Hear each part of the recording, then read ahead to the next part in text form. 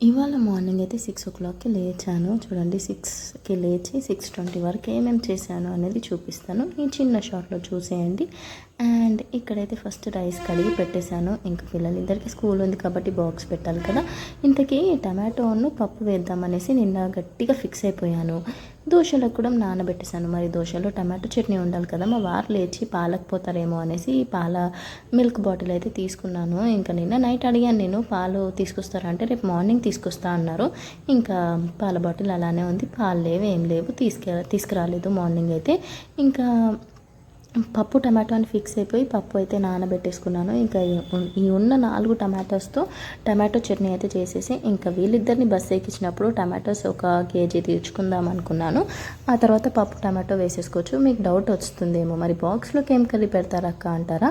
ఏం లేదండి, ఒక ఎగ్ ఫ్రై చేసేసాను. ఈ కొంచెం టమాటో చట్నీ కూడా చెరి కొంచెం పెట్టేశాను అనమాట బాక్స్లో. ఇంకా టమాటో చట్నీకి అయితే పల్లీలు, మంచి మిరపకాయలు ఇలా ఆయిల్లో వేయించేసుకున్నాను. ఇంతకీ నేను లేచి ఇంతసేపు అయిందా, నేను ఆ తర్వాత 1/2 అవర్కి లేచి వీడు నాకు ఒకటి చూపించాడు అనమాట. మమ్మీ డాడీకి తీసుకొచ్చాడు.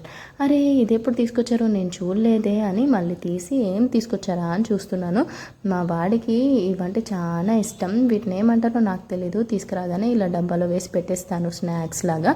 మనం చేసేవి మురుకులు గట్టిగా ఉంటాయి కదా, వాళ్ళు చేసేవి శనగపిండి.